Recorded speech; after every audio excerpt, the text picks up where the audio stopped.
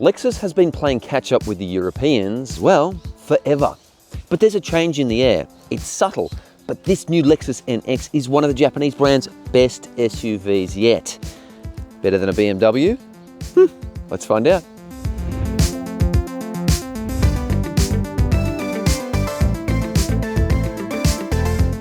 Based on a new platform architecture that brings loads of new tech and the brand's first ever plug-in hybrid powertrain, it will set you back around $100,000 on the road, also making it the most expensive NX to date. Bigger than its predecessor, the 5-seat mid-size luxury SUV takes aim at German rivals like the Mercedes-Benz GLC and BMW X3, both of which also offer a plug-in hybrid powertrain. But before we look at the car's hybrid heart, I want to touch on this edgy design language, which, if you ask me, is starting to look pretty schmick. The 3-beam adaptive LED headlights are impressively integrated into the front end. And while that grille is pretty full on, the front end's angles and proportions deliver a rather sporty look. I quite like it, and if nothing else, at least it has an original design. And that full-width LED light bar is a really nice touch. Now, the hybrid stuff. There's a trio of motors at play here. There's petrol engine and 2 electric motors. You can't see them, but there's one on the front axle, one on the rear axle. Combined, they pump out 227 kilowatts or around 300 horsepower, and they should give this chunky Lexus more of a spring in its step than ever before. The 3 power plants pump through a continuously variable automatic transmission, or CVT, to all 4 wheels. The engine can be directed to charge the battery, while the plug-in system will fill up the battery in around 2.5 hours on a wall box charger. Given the small size of the battery, that charge time is pretty slow. It's not very impressive, and that's because the recharge rate is capped at 7 kilowatts. But Lexus does throw in a 7 kilowatt wall box charger for free with every NX 450h Plus sold in Australia. The new NX is the first Lexus to leverage deeper smartphone connectivity, so you can start the engine and unlock the doors with your smartphone. Oh, and one more thing before we jump in. Check out the door handles. They're fixed. They've got these e-latch systems that are supposed to make it easier to open the door, but on the inside, there's a button that won't actually allow you to open the door if it detects the cyclist is coming, so you don't end up dooring them. It's pretty cool.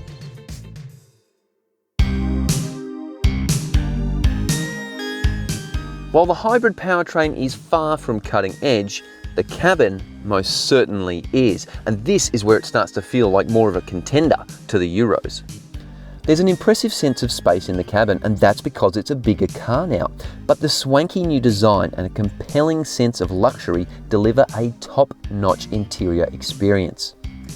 There's fewer controls now, which makes the whole cockpit look really nice, but there's still loads of functionality. I really love the stubby little gear shifter, and the condensed controls down here look good, and they actually work really effectively too.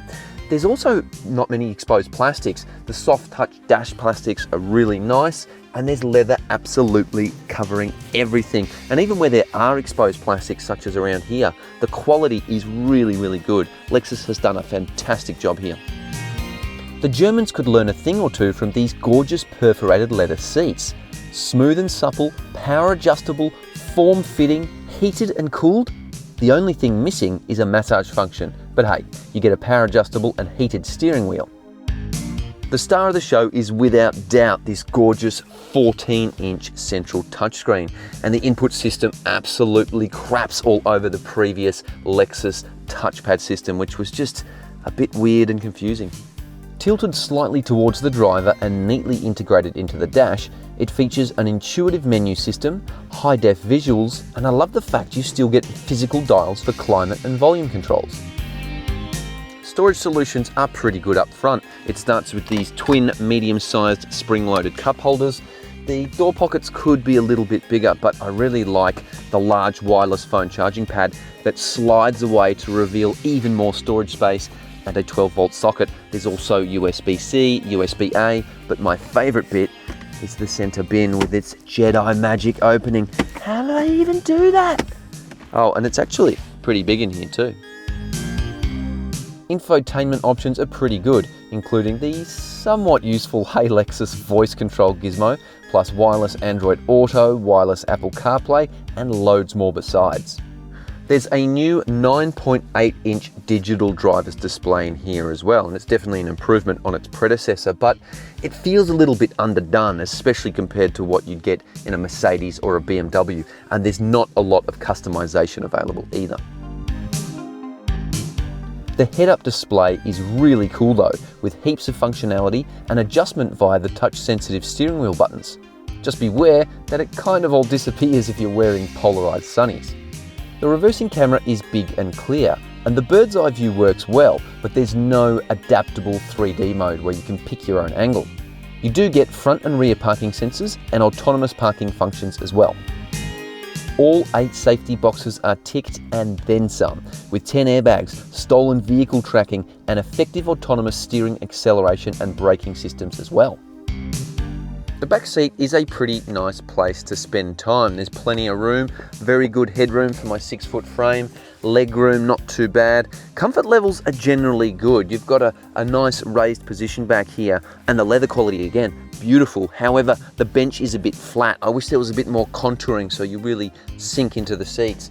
Amenity levels, not bad, could be better. There's no individual climate control back here, but there are air vents, 2 USB-C ports, a 12-volt socket. The reading lights are excellent, and of course you get the standard fold-out armrest with spring-loaded cup holders. You get a power-operated tailgate, and cargo space is actually pretty good, and it's no different to the regular plugless hybrid despite having a bigger battery. However, there's a catch. There's no spare tyre, just a puncture repair kit and some charging cables under here.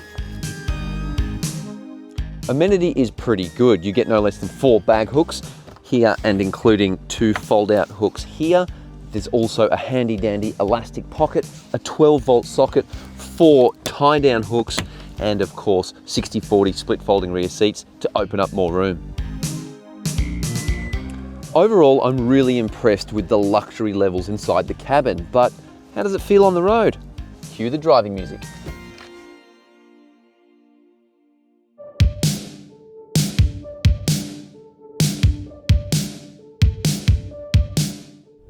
Lexus has definitely improved driver engagement here. It feels sportier than before, and I just feel a bit more connected to the car, and that's a good thing. But is it at BMW levels? No. The overall chassis tune is more about driver comfort than it is about handling prowess. That's not a bad thing per se, and in most scenarios, the measured ride quality fits in with the SUV's luxury personality beautifully. It's right at home in the suburbs, and unlike the NX 350h plugless hybrid with which it shares its powertrain, this one can run on all 3 motors at the same time, which means one thing: more power. Indeed, flex your right foot and the Lexus moves with purpose, those electric motors kicking in extra and instant torque, and it delivers smooth but significant acceleration. On top of the added thrust, the hybrid powertrain's twin electric motors can run in pure EV mode. It's very smooth, very quiet, and again, it adds to the Lexus's prestige character. But it's not all rainbows and butterflies, because when the combustion engine needs to kick in, refinement levels fall off a cliff. Gone is that sweet, serene quietness of the EV, replaced with the coarseness of the 4-cylinder engine. And it's underpowered, so it often has to rev hard to get anything done. Also, I found it impossible to get almost 90 kilometers of EV range from a single charge. It goes alright in gridlock traffic, in cities and some urban areas, but above speeds of 65 or 70 kilometers an hour, the electric motors drain the battery quick smart. It might not be the most refined hybrid powertrain in the world, but it is versatile. There are several different modes you can run in, including the charge mode to charge the battery, pure EV mode, or just let it do its own thing in hybrid mode, where it'll flick between the petrol engine, the electric motors, or combine them together if it needs to. Reproducing Lexus fuel economy claim of 1.3 litres per 100 kilometres, will be almost impossible without regular charging. And even if you do charge it before every single trip, you'll have to drive it almost exclusively in EV mode. Our fuel figure was more than 4 times higher. Despite all my whinging about the low-tech battery pack and the noisy petrol engine, the new NX drives more like a luxury vehicle than before, and I actually found myself enjoying the drive more often than not. The car is covered by a 5-year warranty, which is pretty average these days, but the 10-year battery warranty is better. There's no doubt that Lexus has lifted its game with the new NX, and while the plug-in hybrid powertrain isn't the killer app I was hoping for, it's a promising signal of where the brand is headed. And the car's interior, tremendous. The Lexus NX is an accomplished vehicle. I really like what they've done here. Is it better than a BMW X3? No, not quite. But to its credit, it's closed the gap to its European competitors. And ultimately, this is the most compelling SUV Lexus has built to date. Thanks so much for watching. We hope you enjoyed that. You can check out more videos here and here, or on the Car Sales YouTube channel. And if you want all the news up to date when we're publishing new stuff, don't forget to subscribe.